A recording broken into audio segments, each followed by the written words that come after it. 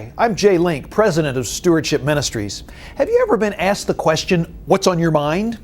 Usually the questioner wants to know what you are thinking about at that very moment. However, from a spiritual perspective, this may be a question we should be routinely asking ourselves. The truth is that what is on our mind is a very accurate indicator of who we really are. Solomon says it this way in Proverbs 23:7, "For as a man thinks within himself, so he is." In other words, you are what you think about. Paul is much more direct in Romans 8:5-6 when he declares, "For those who are according to the flesh set their minds on the things of the flesh, but those who are according to the Spirit, the things of the Spirit. For the mind set on the flesh is death, but the mind set on the Spirit is life and peace." And because of this, he adds a strong exhortation in Colossians 3:2, "Set your mind on things above and not on things on earth." With all this said, we see that the real spiritual battle is in the mind. The fact is, by the time our sin manifests itself in our actions, it's already too late. The battle is already over. We have lost before we actually even committed the sin. Jesus shared this profound spiritual reality in Matthew 5 when he tells us that sin does not begin with the act of murder, but rather with the mere thoughts of anger. He also adds that sin does not begin when one commits the act of adultery, but rather when one lusts over a woman in his mind. There is an old gospel song entitled "Old Man's Rubble," which poetically expresses where the spiritual conflict really rages. It says, "Deep within you there's a spiritual battle. There's a voice of the darkness and a voice of the light. And just by listening, you've made your decision, because the voice you hear is going to win the fight." So, with the sobering reality that the front line of the battle is in our mind, not our behavior, we must carefully assess how we are managing what we think about. We must recognize that what is on our mind is the most accurate indicator of our real spiritual health. So let's evaluate what kind of mind we might have. First, a carnal mind. Paul describes the unconverted carnal mind in Philippians 3:18-19. "For many walk," he says, "that they are the enemies of the cross of Christ, whose end is destruction, whose God is their appetite, and whose glory is in their shame, who set their minds on earthly things." One of the primary characteristics of the unbeliever is that his mind is set on earthly things. The word "set" carries with it the idea of being intent on or fixed. Their singular focus is on earthly things. Any unregenerate mind left to its own unrestrained devices will focus on the here and now, what is immediately present. And sadly, our world is filled with masses of carnal minds that are set on earthly things and are constantly enticing us to join them in their fixation on earthly things. Second, a conflicted mind. It is with this conflicted mind that we may see shadows of ourselves. Sadly, many churches, as Alistair Begg expresses, are filled with what he calls unconverted believers. They profess Christ, but they are not changed. They have the talk of a believer, but their mind and their actions are that of an unbeliever. This is not a new phenomenon.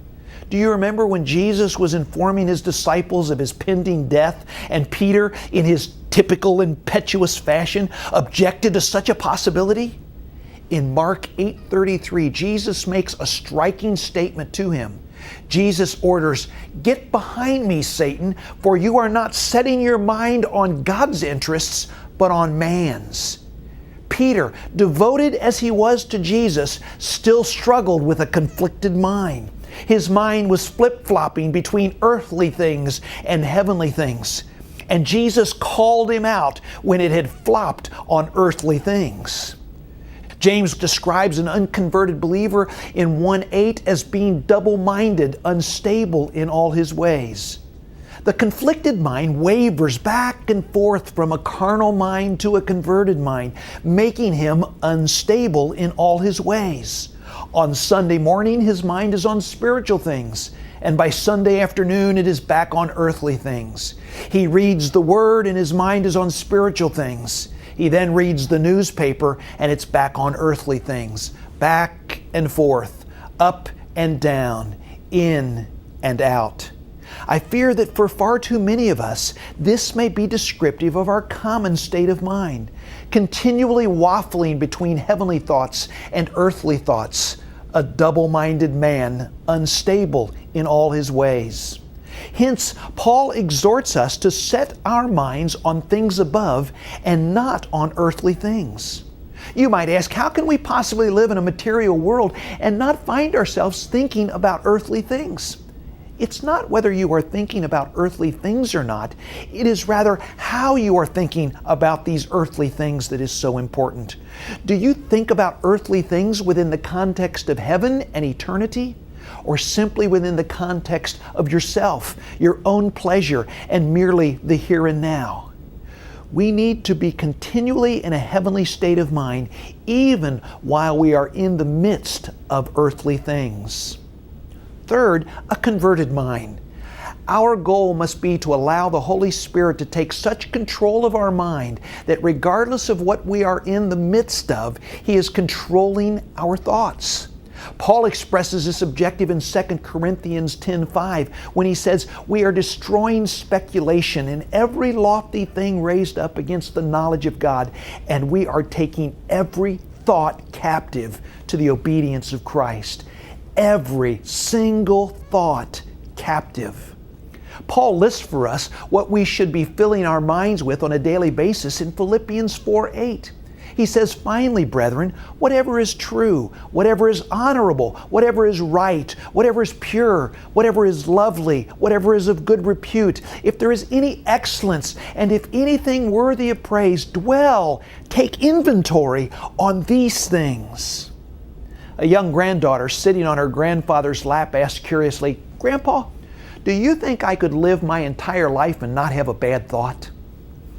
Her grandfather replied, "No, honey, I don't think anybody could do that." She then asked, "How about a year? Could I go for a year and not have a bad thought?" Her grandfather again shook his head, "No, honey, not even for a year."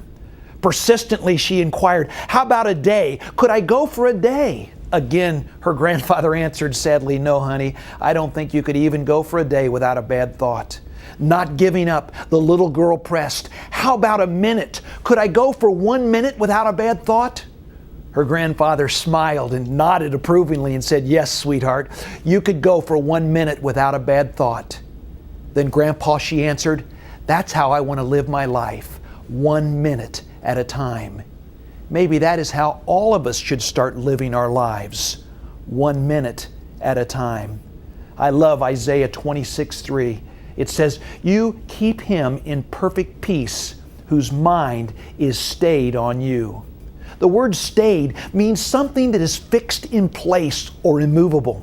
We want to have our minds immovably fixed on Him, regardless of our immediate earthly environment or our current life circumstances.